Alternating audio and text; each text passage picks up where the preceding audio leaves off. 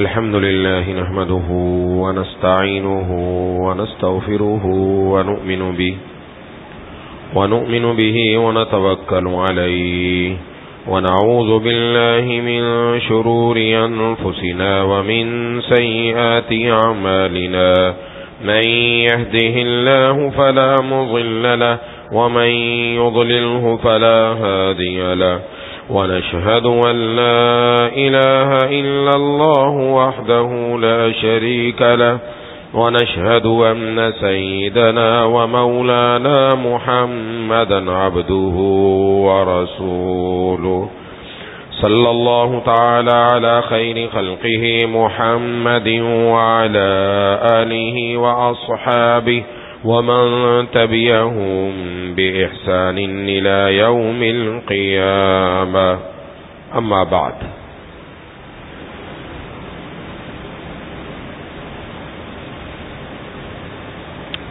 میرے دوستوں اور ساتھیوں،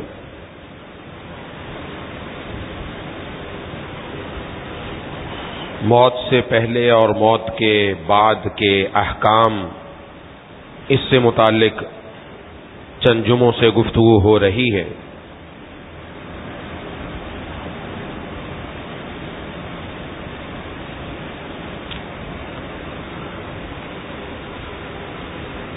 میت کو غسل دینے سے متعلق گفتگو ہماری ہو رہی تھی۔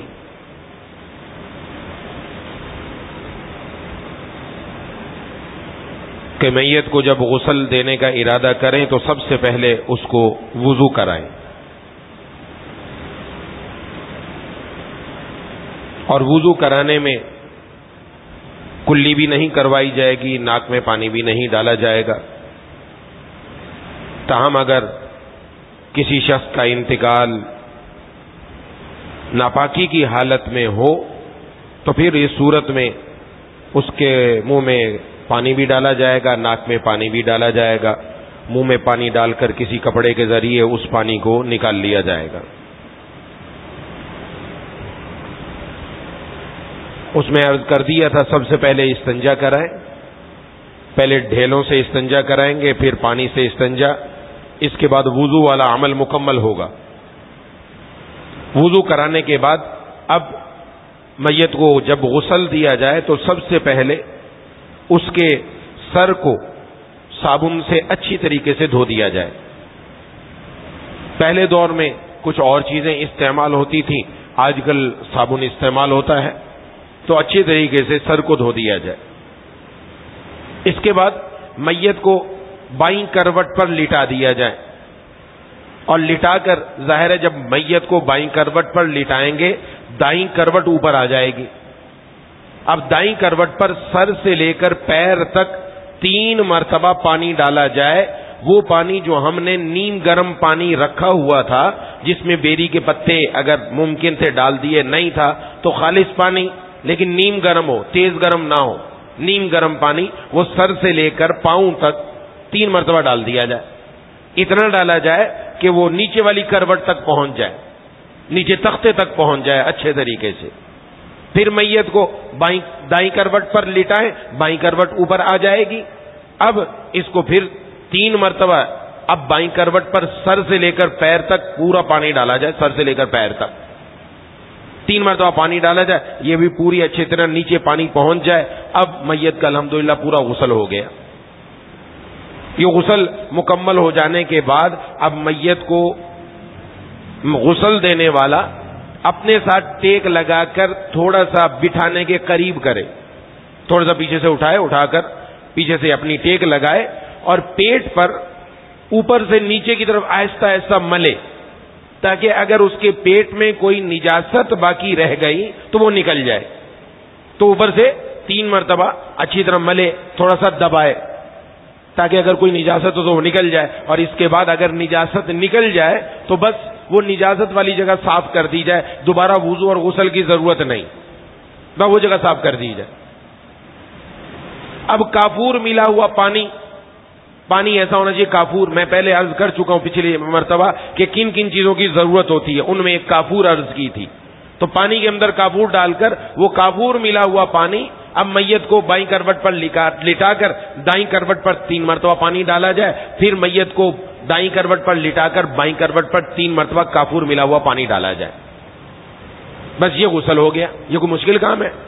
اور عموماً یہ کرانے کے لیے تیار نہیں ہوں، اس لیے میں پہلے عرض کر چکا، غسل کرانے کی فضیلت بھی عرض کر چکا۔ ہر آدمی کو غسل کرانے کی ترتیب بنانی چاہیے، اس میں گھبرانے کی کوئی بات نہیں ہے۔ میں عرض کر چکا کہ گھر میں ہوتا ہے والد صاحب بوڑھے ہیں، دادا بوڑھے ہیں، یا گھر کے اندر کوئی بڑا ہے، بوڑھا ہے، اس کو بسا اوقات نہلانا پڑتا ہے، تو کیسے نہلاتے ہیں؟ زندہ آدمی کو نہلاتے ہیں، مردہ کو بھی نہلانا ہے۔ مردہ تو ویسے ہی ہمارے ہاتھ میں دائیں کریں گے دائیں ہو جائے گا، بائیں کریں گے بائیں ہو جائے گا، تو یہ نہلانے میں کوئی پریشانی کی بات نہیں، نہلانے کا صرف یہی طریقہ ہے اور کوئی لمبی چوڑی بات ہے ہی نہیں۔ یہ غسل مکمل ہو گیا، اب اس کے بعد کفن دینا ہے، اور کفن تخت پر رکھ دیا جائے، اس کفن والے جگہ کو بھی 3 مرتبہ دھونی دے دی جائے۔ اب کفن کے اوپر رکھ کر کفن کے اندر مردے کو بند کر دیا جائے۔ مرد کے لیے 3 کفن میں کپڑے مصنون ہیں، 3 کپڑے، اور عورت کے لیے 5 کپڑے ہوتے ہیں۔ اب آج کل ہمیں اس کے ناپنے واپنے کی ضرورت نہیں رہی، کیونکہ کفن تیار شدہ ہمیں ملتا ہے۔ کفن میں 3 کپڑے عرض کر دیا، 3 سے زائد بہت سارے لوگوں نے کچھ اور بھی ڈال دیا، 3 سے زائد جو کچھ ہے وہ فضول ہے، اس کا کفن سے تعلق نہیں۔ حدیث شریف میں جناب نبی کریم صلی اللہ علیہ وسلم نے فرمایا 3 کپڑے، 3 سفید کپڑے، سفید کپڑے میں کفن دینا سب سے افضل ہے اور بہتر ہے۔ تو 3 سفید کپڑے ہوتے ہیں، ان میں ایک قمیض ہوتی ہے، ایک لفافہ ہوتا ہے، اور ایک ازار ہوتا ہے۔ اس میں نہ شلوار ہوتی ہے نہ پگڑی ہوتی ہے، کچھ بھی نہیں ہوتا، شلوار کی ضرورت نہیں، پگڑی کی ضرورت نہیں، بس یہ 3 کپڑے ہوتے ہیں، اور خاص طرز کے ہوتے ہیں جس میں مردے کو ہم لٹا کر اس کے اندر اس کی ترتیب بنا دی جاتی ہے۔ اس کو سمجھنے کے لیے ہم کوئی غسل دینے والا اس کے ساتھ رہیں گے، 2-3 مرتبہ جب وہ مردے کو کفن دے گا پتہ چل جائے گا کفن دینے کا طریقہ یہ ہے، کوئی مشکل کام نہیں ہے۔ وہ بھی چادریں لپیٹنے کا ایک خاص طریقہ ہوتا ہے۔ اور عورت کو 5 کپڑوں میں اس کفن دیا جائے گا۔ اور کفن کے بارے میں حدیث شریف میں جناب نبی کریم صلی اللہ علیہ وسلم نے فرمایا، تم جو کپڑے پہنتے ہو تو سفید کپڑے پہنو، سفید کپڑے تمہارے لیے سب سے بہترین کپڑے ہیں، اور اسی میں تم اپنے مردوں کو کفن دیا کرو۔ زندہ آدمی کے لیے بھی سفید لباس بڑا پسندیدہ ہے، اور مردہ کے لیے بھی سفید لباس پسندیدہ ہے۔ زندہ آدمی کے لیے سفید لباس زیادہ سے زیادہ پہن دیں، اللہ تبارک و تعالی نے اس میں رکھا ہے یہ سفید لباس ہے، اس سے دل کے اوپر بھی ایک خاص قسم کا نور اور روشنی پیدا ہوتی ہے۔ آپ دیکھیں رنگ کا بھی فرق پڑتا ہے، کسی دن اگر نہایا ہوا ہے سب کچھ کیا، کالا لباس پہن کر دیکھیں، اور پھر کالا لباس اتار کر سفید لباس پہن کر دیکھیں، دونوں میں آپ کو زمین آسمان کا فرق نظر آئے گا، دونوں میں فرق ہے۔ تو بہرحال مردوں کے لیے آپ صلی اللہ علیہ وسلم نے ارشاد فرمایا کہ تم سفید کپڑے پہنا کرو، باقی کفن دینے کے لیے حکم دیا سفید کپڑے میں ہی کفن دو۔ کفن کا کپڑا نہ زیادہ مہنگا ہو نہ زیادہ سستا ہو، وہ آدمی عام زندگی میں جس معیار کا لباس پہنا کرتا تھا اسی معیار کا اس کو کفن دیا جائے۔ حدیث شریف میں جناب نبی کریم صلی اللہ علیہ وسلم نے فرمایا کفن زیادہ مہنگا نہ دو، مہنگا کفن نہ دو، کیونکہ یہ قبر میں جاتی جلدی ختم ہو جائے گا، کیونکہ اس نے قبر میں جاتے ہی ختم ہو جانا ہے۔ اس لیے کپڑا نہ تو بالکل ہلکا ہو نہ بہت ہی اعلیٰ، درمیانی قسم کا سفید کپڑا لے کر اس میں مردے کو کفنایا جائے۔ حضرت ابو سعید خدری رضی اللہ تعالی عنہ سے روایت ہے، ان کی جب موت کا وقت قریب آیا تو انہوں نے نئے کپڑے منگوائے اور ارشاد فرمایا کہ ان کے اندر مجھے کفنایا جائے، اس کو پہنا، سفید کپڑے نئے کپڑے منگوائے اور ان کپڑوں کو پہنا، اور پھر فرمایا کہ میں نے رسول اللہ صلی اللہ علیہ وسلم سے سنا کہ میت کو انہی کپڑوں میں اٹھایا جائے گا جس کپڑے میں اس کو موت آئی ہے، اس لیے میں اچھے کپڑے پہن رہا ہوں، کل قیامت کے دن انہی کپڑوں میں اللہ تبارک و تعالیٰ کے سامنے حاضر ہو جاؤں گا۔ تو کسی کو اگر پتہ چل جائے موت کا وقت آ گیا ہے تو اس پر بھی عمل کیا جا سکتا ہے کہ کوئی اپنے اچھے کپڑے ہو تو پہن لے۔ بہرحال مردے کو کفن دینے میں نئے کپڑے لینا بھی ضروری نہیں، اگر گھر میں ہی کوئی کپڑا موجود ہو، پہلے سے انتظام موجود ہو تو کوئی مسئلہ نہیں، کوئی اس میں پریشانی کی بات نہیں۔ کفن دے دیا گیا، اب غسل بھی ہو گیا، کفن بھی ہو گیا، اب اس کا نماز جنازہ پڑھنے اور تدفین میں تاخیر نہیں کرنی چاہیے۔ کہ تاخیر ہو رہی، فلاں کا انتظار بھی ہو رہا، فلاں کا انتظار بھی ہو رہا ہے، فلانا بھی پہنچ جائے، فلانا بھی پہنچ جائے، یہ انتظار میں نہیں رکھیں. بلا عذر شرعی روکنا درست نہیں ہے. ہاں کوئی عذر ہو تو الگ بات ہے، قبر ابھی تک تیار نہیں ہوئی الگ بات ہے، لیکن جب سب چیزیں تیار ہیں، اب ہم غسل بھی دے چکے، کفن بھی دے چکے، اب اس کے بعد بس نماز جنازہ کی تیاری کی جائے. نماز جنازہ پڑھنے کے بعد اور اس مردے کو جا کر دفن کر دیا جائے. جناب نبی کریم صلی اللہ علیہ وسلم نے اس لیے حدیث شریف میں جنازے سے متعلق فرمایا اس کو جلدی لے کر چلو. اگر یہ نیک ہے تو جلدی اپنی نیکی کے بدلے کی طرف پہنچ جائے، اس کو جلدی وہاں تک پہنچاؤ، اور اگر یہ برا ہے تو جلدی سے اپنی گردوں سے برائی کو اتار کر قبر میں رکھ دو. تو اس لیے جلدی کی جائے، اس میں دیر نہیں کرنی چاہیے. نماز جنازہ ادا کرنے کے اندر وہ بھی آسان صورت ہے، کوئی لمبا چوڑا مسئلہ نہیں ہے. نماز جنازہ میں 4 تکبیریں فرض ہیں. ایک، اور نماز جنازہ کھڑے ہو کر پڑھا جائے گا. جو آدمی کھڑا ہونے پر قادر ہے وہ کھڑے ہو کر پڑھنا اس کے ذمہ فرض ہے. بیٹھ کر پڑھنے سے نماز جنازہ ادا نہیں ہوتا. جیسے فرض نماز بیٹھ کر پڑھنے سے ادا نہیں ہوتی، کھڑے ہو کر پڑھنی پڑے گی، ایسے ہی نماز جنازہ کھڑے ہو کر پڑھنا پڑے گا. 4 تکبیریں فرض ہیں. 4 تکبیریں جس طریقے سے امام کے پیچھے ہم تکبیر کہتے ہیں، ایسے ہی نماز جنازہ میں صرف امام نہیں، مقتدی بھی تکبیر کہے گا. امام اونچی آواز میں تکبیر کہے گا، مقتدی آہستہ آواز میں تکبیر کہے گا. یہ 4 تکبیریں کہنا فرض ہے. جس کو یہ 4 تکبیریں آتی ہیں نا، اس کا جنازہ ہو جاتا ہے. بس یہ کہنا ضروری. درمیان کی اگر دعائیں نہ آئیں تو کوئی مسئلہ نہیں، لیکن یہ ضروری ہے جس سے ادا ہو جاتا ہے. پہلی تکبیر کے بعد ثنا پڑھی جائے. ثنا ہم نماز کے اندر پڑھتے ہیں سبحانک اللہم و بحمدک و تبارک اسمک و تعالی جدک ولا الہ غیرک. یہ پڑھ لیا جائے، یہ ثنا ہے.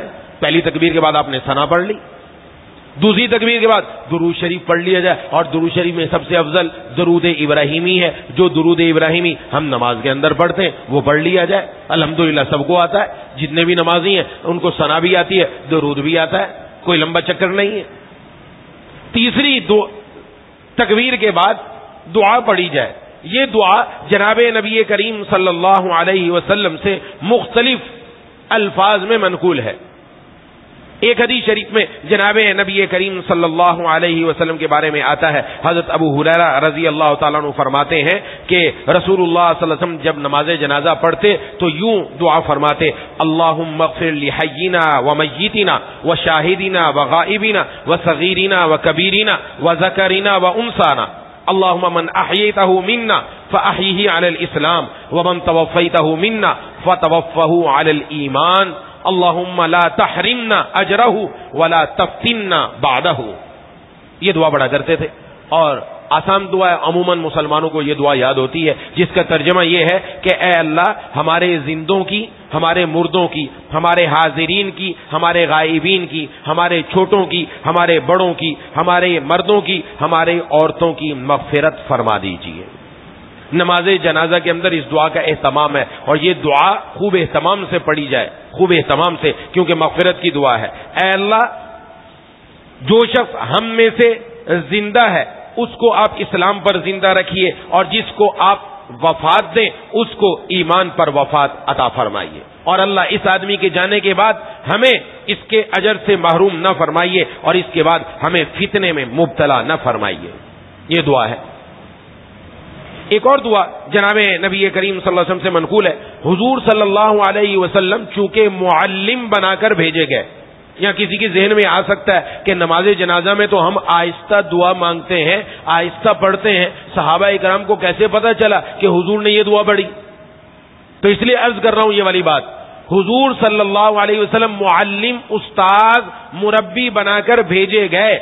آپ صلی اللہ علیہ وسلم ان جگہوں میں بھی جن جگہوں میں آہستہ بات کرنی ہے، آہستہ تلاوت کرنی ہے، آہستہ دعا مانگنی ہے، اس میں بھی تھوڑی سی بلند آواز سے پڑھ لیتے تھے، تاکہ حضرات صحابہ کرام کو پتہ چل جائے میں نے یہاں کیا پڑھا. ورنہ صحابہ کو کیسے پتہ چلتا؟ کیونکہ آپ معلم ہیں، آپ ہی نے پوری تربیت دی ہے. بہت ساری جگہ میں آپ نے ایسا فرمایا تاکہ سب کو پتا چل جائے. ایسی ظہر کی نماز میں حضرات صحابہ کرام نے فرمایا حضور نے یہ سورت پڑھی. کیسے پتا چلا ان کو یہ سورت پڑھی؟ ظہر میں تو آہستہ قرات ہوتی ہے، اور حضور نے خود آہستہ قرات ہی فرمائی. لیکن کبھی کبھار آپ تھوڑی سی بلند آواز میں کرتے تاکہ پیچھے والے کو پتا چل جائے کون سی تلاوت پڑھی. جی وہ آگے امت تک بات پہنچ جائے. یہ حضور کی ذمہ داری تھی. آپ اس ذمہ داری سے اس طرح پڑھتے تھے. ایک اور دعا حضرت عوف بن مالک رضی اللہ تعالیٰ عنہ فرماتے ہیں کہ رسول اللہ صلی اللہ علیہ وسلم نے ایک نماز جنازہ پڑھا, اس میں آپ نے ایک دعا پڑھی, فرمایا میں نے وہ یہ دعا یاد کر لی, اور وہ دعا بڑی بہترین ہے, اگر یاد ہو جائے تو سبحان اللہ, اس کو اہتمام کرنا چاہیے یاد کرنے کا, اور نماز کی کتابوں میں وہ الحمدللہ موجود ہوتی ہے, اس کو یاد کر لیا جائے. فرمایا حضور نے یہ دعا کی, اللہم اغفر لہ وارحمہ وعافہ واعف عنہ واکرم نزلہ ووسع مدخلہ واغسلہ بالماء والثلج والبرد ونقه من الخطايا كما نقيت الثوب الابيض من الدنس وابدله دارا خيرا من داره واهلا خيرا من اهله وزوجا خيرا من زوجه وادخله الجنه واعذه من عذاب القبر ومن عذاب النار.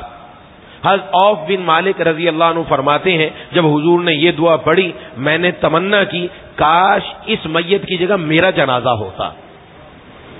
یہ دعا ایسی ہے بڑی بہترین, بڑے جامع الفاظ ہیں, اور میں میری تمنا ہوئی میرے لیے حضور یہ دعا کرتے, میں ہوتا یہاں.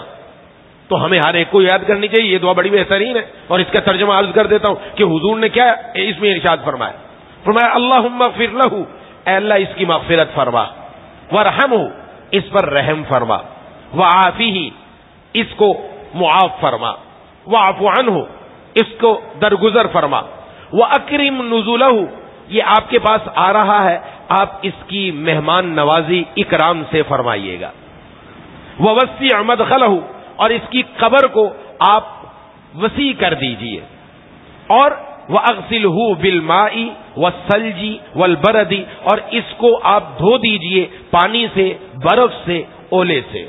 پانی سے بھی دھو دیا, برف سے بھی, اولے سے, اب کیا باقی رہے گا, کچھ بھی نہیں. وَنَقِّهِ مِنَ الْخَطَايَا اور اس کو گناہوں سے اس طرح پاک کر دیجئے كَمَا نَقَّيْتَ الثَّوْبَ الْأَبْيَضَ مِنَ الدَّنِسِ جیسے کہ سفید کپڑا میل کچیل سے صاف ستھرا ہو جاتا ہے, ایسے کر دیجئے. سبحان اللہ, کیا الفاظ ہیں. اور وَأَبْدِلْهُ دَارًا خَيْرًا مِنْ دَارِهِ اس دنیا کے گھر کے بدلے میں آپ اس کو بہترین گھر عطا فرمائیے.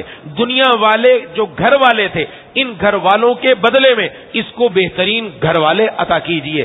دنیا والی بیوی کے بدلے میں اس کو بہترین بیوی عطا کر دیجئے, اور اس کو جنت میں داخل فرما دیجئے, اور قبر کے عذاب سے محفوظ فرما دیجئے, اور جہنم کے عذاب سے بھی پناہ عطا فرما دیجئے. سبحان اللہ, سب کچھ ہی جمع ہو گیا اس کے اندر. بڑی بہترین دعا, اس کا بھی اہتمام کرنا چاہیے. جس کو یہ یاد ہو یہ پڑھے, اور جو یاد کر سکتے ہیں ان کو یاد کرنے کا اہتمام کرنا چاہیے کہ جب بھی ہم کسی کا جنازہ پڑھیں ہم بھی اس دعا کو پڑھیں. وہ تو مختصر جو دعا بتا دی جاتی ہے وہ اس لیے دعا بتا دی جاتی ہے عموماً یاد نہیں ہوتی.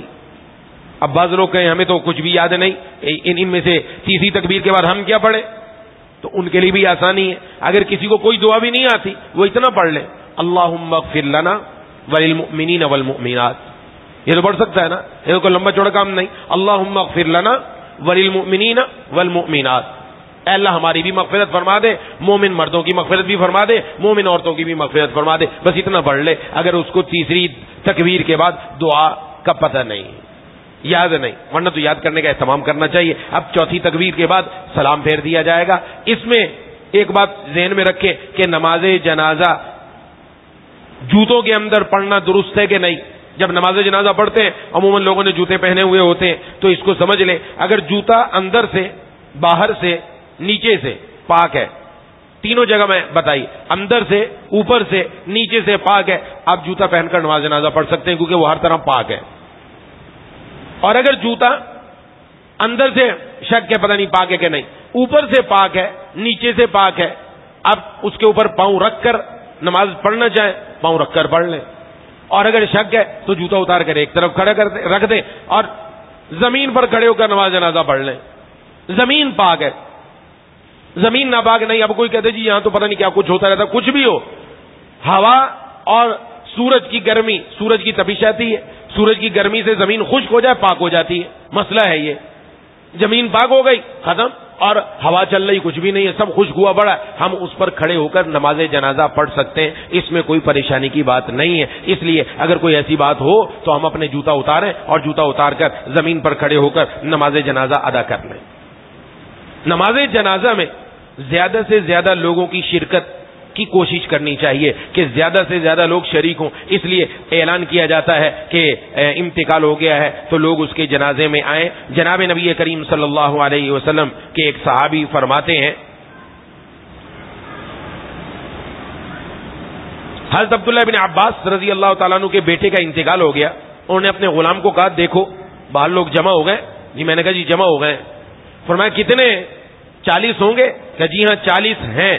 فرمایا چلو نکلو اور نماز جنازہ پڑھو, کیونکہ حضور نے فرمایا ہے کہ کوئی بھی مسلمان آدمی جو مر جائے اور اس کے جنازے پر 40 ایسے آدمی نماز جنازہ پڑھیں جو اللہ کے ساتھ کسی کو شریک نہیں کرتے, فرمایا اللہ ان لوگوں کی اس میت کے بارے میں سفارش قبول فرما لیتے ہیں.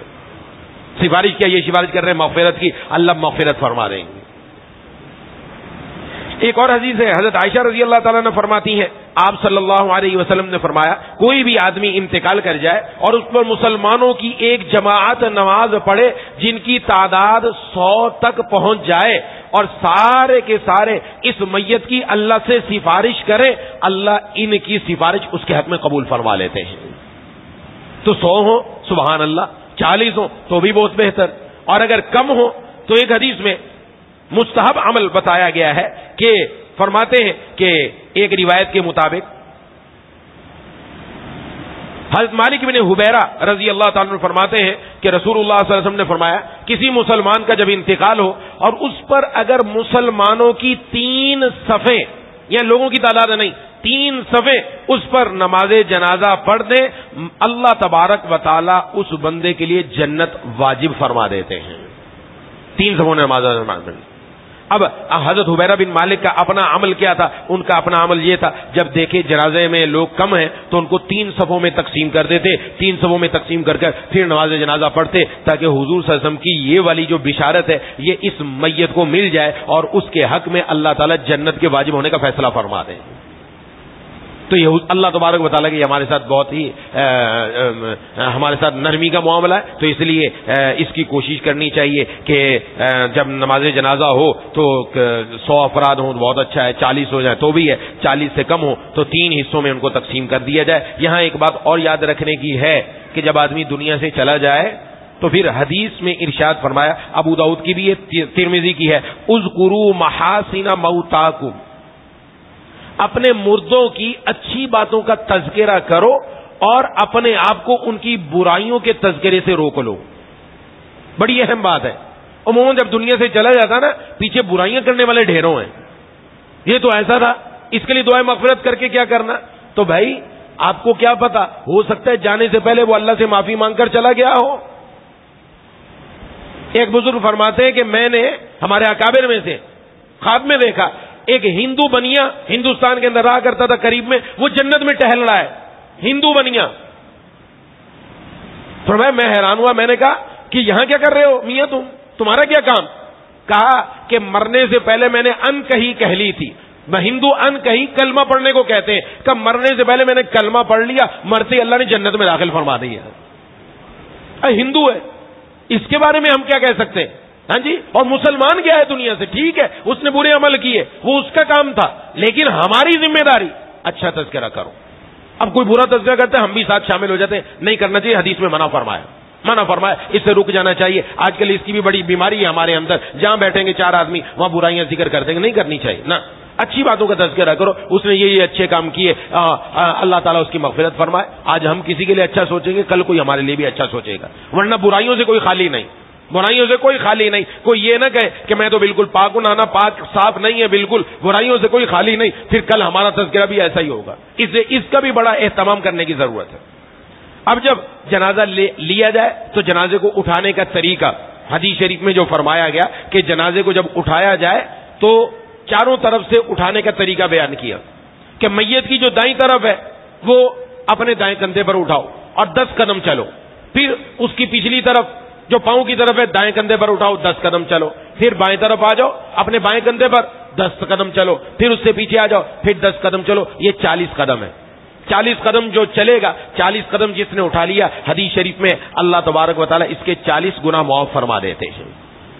40 گنا معاف فرما. اب جو جتنا لے جائے اپنے جتنے گنا معاف کرانے. تو بہرحال یہاں ایک بات ذہن میں رکھیے گا, عورت کا اگر جنازہ ہو تو عورت کے جنازے میں جو ڈولا ہے اس پورے ڈولے پر ایک بڑی چادر ڈال دینی چاہیے تاکہ عورت کا جنازہ نظر نہ آئے. یہ عورت کے لیے پردے کا حکم ہے, پردے کا حکم ہے. ایسے ہی جب دفن کرنے کا موقع آئے وہاں بھی بہت سارے لوگ جا کے قبر پہ کھڑے ہو جاتے. اگر خاتون ہے صرف اس کے محارم جائیں, محارم, اور دوسرے لوگ دوسری طرف منہ کر کے کھڑے ہو جائیں, کپڑا لے کر کھڑے ہو جائیں تاکہ کسی کی نظر اس عورت کے جنازے پر بھی نہ پڑے. اور محارم اس کو جو محرم ہے, بیٹا ہے اور اس کا پوتا ہے, پوت اور نواسا ہے, بھائی ہے, والد ہے, یہ جو محارم ہے یہ اٹھائیں اور قبر میں ڈال دیں. جب قبر کو اوپر رکھ دی جائے تختے, پھر اس کے بعد سارے لوگ آ سکتے ہیں وہاں پر. لیکن اس میں پردے, یہاں بھی پردے کا اہتمام. ڈولے کے اوپر پورا اچھی طریقے سے کپڑا دائیں بائیں, گھر سے کوئی چادر لے لی جائے وہ اس کے اوپر ڈال دی جائے. بعض لوگ یہ سمجھتے ہیں میت کو غسل دیتے ہوئے بھی برتن جو لیا نا جس میں غسل دیا اب استعمال نہیں کرنی, اٹھا کے پھینک دو. کیوں بھائی, کیا ہوا, ناپاک ہو گئے کیا؟ ناپاک تو نہیں ہوئے. اس کے بعض لوگ یہ سمجھتے ہیں میت کے ساتھ جو چیز لگ گئی نا بس اب گھر میں رکھا ہو, بڑی پریشانی کی بات ہوئی. کوئی پریشانی کی بات نہیں. تو یہ جو کپڑا اس کے اوپر ڈالا جائے, گھر کی کوئی چادر, بڑی بیڈ کی چادر لے لی جائے, اچھی طرح اس کے اوپر ڈال دی جائے, بعد میں لا کے استعمال کر سکتے ہیں. تو بہرحال اس کو اٹھاتے وقت اہتمام ہو اس طرح. ہمارے یہاں یہ بھی نہیں کرنے دیتے, ہر کوئی آگے جلدی جلدی بڑھتا ہے. ایک قدم کیا چلتا ہے, 10 قدم تو کیا چلے گا, ایک قدم نہیں چلنے دیتے. ایک قدم کے بعد لاؤ جی مجھے پکڑا دو, لاؤ جی مجھے پکڑا دو. 10 قدم تو چلنے دیں. ہم سب بیٹھے ہیں تو ظاہر ہے عموماً جنازے میں ہم ہی ہوتے ہیں, ہمیں کوشش کرنی چاہیے ہر بندے کو 10 قدم چلنے دیا جائے تاکہ وہ جو ایک خاص فضیلت ہے وہ حاصل ہو جائے. 10 قدم کے بعد پھر ہم اس سے جنازہ لے لیں, پھر ہم تھوڑے سا آگے چلیں, پھر ہم سے کوئی جنازہ لے لے, اس طریقے سے چلتے چلے جائیں. اور جب جنازہ لے کر جائیں زیادہ تیز نہ دوڑے. حدیث شریف میں فرمایا تیز نہ دوڑو کہ میت حرکت کرنے لگ جائے, نہ آہستہ چلو بلکہ درمیانی رفتار سے چلو اور درمیانی رفتار سے لے کر جاؤ. اور جو جانے والے لوگ ہیں وہ سارے جنازے کے پیچھے پیچھے چلیں. ہاں کندھا دینے کے لیے ظاہر ہے آگے سے آنا پڑے گا تو آگے سے آئیں, باقی لوگ پیچھے پیچھے جنازے کے چلتے رہیں. اور جب جنازہ قبرستان پہنچ جائے تو اس کے زمین پر رکھنے سے پہلے نہ بیٹھیں. جنازہ لے جاتے ہوئے ذکر کرنا, کوئی ذکر کرنا جناب نبی کریم صلی اللہ علیہ وسلم سے منقول نہیں, نہ صحابہ کرام رضوان اللہ اجمعین سے, نہ تابعین سے, نہ تبع تابعین سے, کسی سے منقول نہیں. جنازہ اٹھاتے ہوئے بہت سارے لوگ زور سے کہتے ہیں کلمہ شہادت, اب یہ سنتے آ رہے ہیں ہم, آگے چلتا کر دیا. یہ نہیں کہ یہ سنت ہے یا نہیں, سنت عمل زندہ کرنے کے لیے تیار نہیں ہے. ایک بات چل رہی ہے وہ ہماری طرف سے گھڑی ہوئی, ہم اس کو چلانے کے لیے تیار ہیں. یہ ثابت نہیں ہے. ایسے وقت میں ذکر کرنا مکروہ لکھا ہے, اجازت نہیں ہے اس طرح کرنے کی کہ کلمہ شہادت, بلکہ جنازہ اٹھائیں تو اپنی طرف دھیان آ جائے میرا نمبر بھی آنے والا ہے, مجھے بھی اسی طرح اٹھا کر لے جایا جائے گا. اپنے بارے میں سوچے. ہاں اگر قرآن یاد ہے پڑھتا جائے اور ایصال ثواب میت کو کرتا چلا جائے, اس میں تو کوئی حرج کی بات نہیں, یہ والا کام کر لے, اس میں کون سی پریشانی کی بات ہے. لیکن یہ کلمہ شہادت والا جو نعرہ لگا نا یہ بند کر دیا جائے, یہ ثابت نہیں ہے, یہ سنت سے ثابت نہیں. اگر اس کو ہم سنت سمجھ کر رہے ہیں بدعت ہے, ناجائز ہے, چھوڑنا ضروری ہے, اس پر عمل نہیں کیا جائے گا. خاموشی سے لے کر جایا جائے, خاموشی کے ساتھ. اور جناب نبی کریم صلی اللہ علیہ وسلم کا معمول یہی تھا, اسی طرح لے کر جاتے تھے. جب قبرستان پہنچ گیا جنازہ, اب رکھنے سے پہلے نہ بیٹھے, کیونکہ ہو سکتا ہے ہمیں بھی ساتھ ضرورت پڑ جائے. حضور نے منع بھی فرمایا کہ رکھنے سے پہلے مت بیٹھو, جب جنازہ رکھ دیا جائے اب بیٹھ جائیں. اب میت کو قبر کھدی ہوئی ہے تو قبر کے کنارے پر رکھیں اس طرح کہ دائیں طرف میت کے قبلہ آ جائے, دائیں طرف قبلہ آ جائے. یہ قبر ہے, مثلا یہ قبر ہے, قبلہ اس طرف ہے ہمارا, اس طرف رکھ دیا جائے. سامنے ادھر رکھیں گے تو ادھر سے اٹھا کر قبر میں ڈالنا ہے, تو سامنے رکھ دیا جائے, یہاں سے میت کو اٹھایا جائے اور اٹھا کر قبر میں ڈال دیا جائے. اور قبر میں ڈال کر صرف یہ نہ کیا جائے کہ اس کا چہرہ قبلے کی طرف کریں, بلکہ پوری میت کی کروٹ اس کو دیوار کے ساتھ لگا دیں قبر کی. جیسے ہم کروٹ کے بل سوتے ہیں نا, رات کو سوتے ہیں قبلے کی طرف رخ کر کے, ایسے پوری کی پوری میت اس کی کروٹ لگا دی جائے دیوار کے ساتھ کہ پوری کی پوری میت وہ دائیں کروٹ پر ہو جائے, چہرہ بھی قبلے کی طرف ہو جائے اور باقی بھی. بعض لوگ کہتے ہیں جی لو جی یہ تم نئی بات نکال رہے ہو, بات نئی نہیں ہے, بات پرانی ہے. سنیے آپ نے آ جائے, سنیے آپ نے آ جائے. ہمارے کون سے جدی پشتی پیچھے سے سارے کے سارے علماء چلے آ رہے ہیں جو ہم کتابیں پڑھتے چلے آ رہے ہیں, ہمیں بڑا دین کا پتہ ہے. ہمیں تو ابھی موٹی موٹی باتیں پتہ نہیں ہے, ہم تو ابھی خالی ہیں اندر سے. یہ سمجھنا چاہیے. بات سمجھتے کہ ہم سے بڑا کوئی بڑا نہیں ہے. یہ سارے قبرستان جا کر لو جی فلانی چیز بھی اندر رکھ دو, اور اندر غلاف کعبہ رکھ دو, عہد نامہ رکھ دو, قرآن کی آیت رکھ دو, قرآن کی سورت رکھ دو. ناجائز ہے, کچھ بھی رکھنے کی اجازت نہیں, کہیں سے کچھ ثابت نہیں رکھا جائے اندر. ہاں باہر سے پڑھ کر بھیجا جائے, باہر سے پڑھ کر بھیجنے کے لیے تیار نہیں ہے. بعد سے پڑھ کر بھیجو. اب ضرورت ہے اس کو وہ چیزیں دینے کی. اندر غلاف کعبہ کا ٹکڑا رکھنے سے کچھ نہیں ہونے والا, قرآن رکھنے سے کچھ نہیں ہونے والا, بلکہ اس کو تو کیڑوں نے کھا لینا ہے, مٹی میں مل جانا ہے, ختم ہو جانا ہے. ہم تو اس کی بے ادبی کر رہے ہیں اندر ڈال کر. اندر نہیں ڈالنا چاہیے, اس کا اہتمام رکھنا چاہیے. اس لیے میں پہلے ہی عرض کر چکا, کفن میں 3 کپڑے 3 چیزیں جائیں گی بس, اس کے علاوہ کچھ نہیں جانا.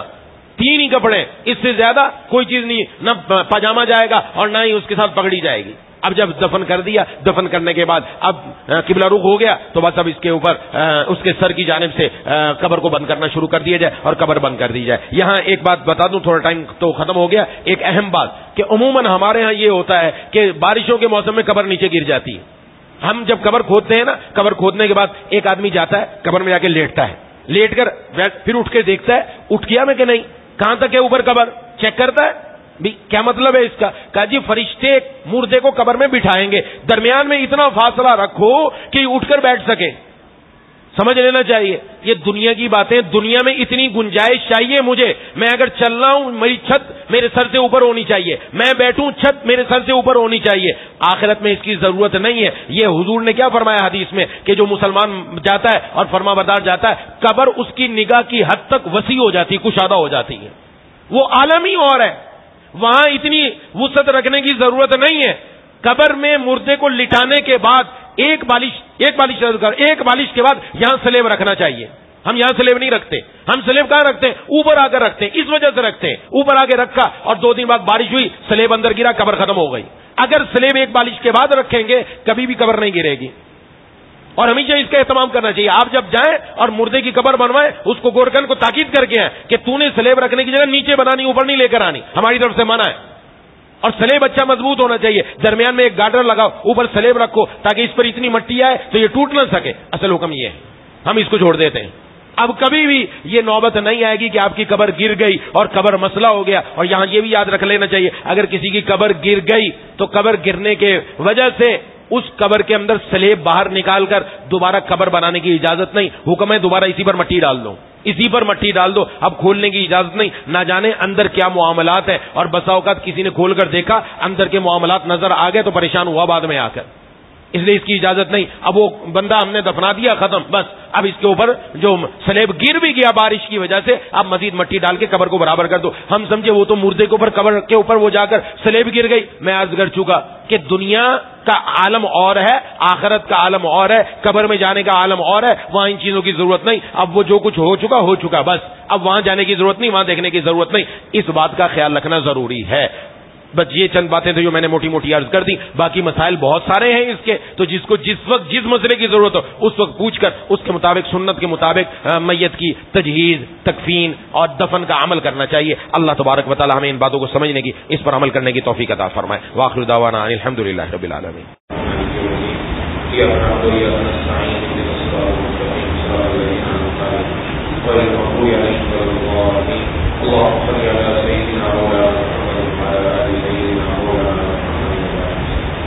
ولا کریم الہ العالمین الرحمن یا ذل جلال والاکرام, ہم سب کی حاضری کو اپنی بات کا قبول فرما. یا الہ العالمین یا الرحمن یا ذل جلال والاکرام, یا اللہ یا الرحمن, ہمارے والدین, بیوی, بچوں, بہن بھائیوں, دوستوں, احباب, تمام رشتے داروں کی اہل پاکستان کی پوری امت مسلمہ کی مغفرت فرما دیجیے. اے الہ العالمین یا الرحمن یا ذل جلال والاکرام, ہم میں سے جو بیمار ہیں, گھروں میں جو بیمار ہیں, دوستوں احباب میں جو بیمار ہیں, جنہوں نے بیماروں کے لیے دعا کے لیے کہا ہے, کہنا چاہتے تھے نہیں کہہ سکے, امید رکھتے پیغام کو جانا پہنچ کر سکوں, شفا کاملہ عاجلہ مستمرہ عطا فرما دیجیے. بہت سارے لوگوں نے دعا کے لیے کہا ہے. اقبال لوہار صاحب کافی علی ہیں, اسی طرح بھائی فرید صاحب سبزی والے میں بھی کافی علی ہیں. شاہد بھائی کے ہمشیرہ ان کا آج آپریشن ہے, انہوں نے دعا کے لیے کہا. رضوان صاحب کی والدہ وہ علیل ہے, اور اسی طریقے سے مولانا توفیق صاحب کے والد صاحب کافی علیل ہے. قاری محمد ابو صاحب جو ریاض العلوم میں پڑھاتے تھے, جگر میں بیماری میں مبتلا ہے, ان کے لیے دعا فرمائیں. اور حاجی لیاقت صاحب کی اہلیہ ہے, وہ کافی علیل ہیں. عبید الرحمان کے سلطان ہیں, ان کی ہمشیرہ ہیں, وہ لوگوں کے لیے دعا کا کہنا ہے.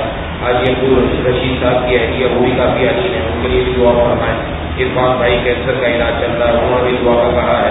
اور بھی جتنے بھی بیمار ہیں, یا الہ العالمین سب کو شفا ہے کاملہ عاجلہ مستمرہ, جن کا جھوٹ و علاج چل رہا ہے, یا اللہ سب کو صحت عطا فرما دیجیے.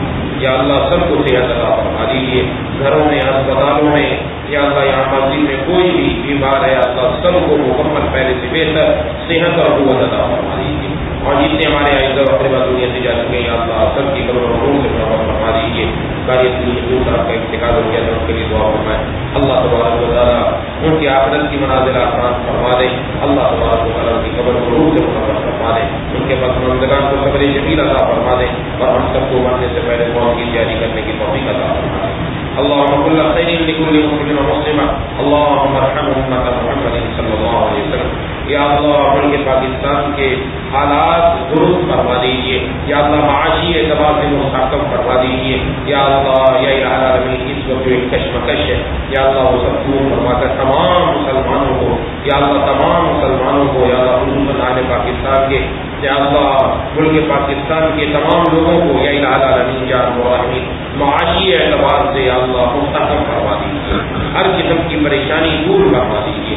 ہر قسم کی مشکلات دور فرما دیجیے. اے الہ العالمین اے رب العالمین کرم نوازی کا معاملہ فرما دیجیے. رحم کا معاملہ فرما دیجیے. ربنا تقبل منا انك انت السميع العليم وتب علينا انك انت التواب الرحيم. صلی اللہ تعالی علیہ وسلم محمد وعلى اله وصحبه اجمعین برحمتك یا ارحم الراحمین آمین یا رب.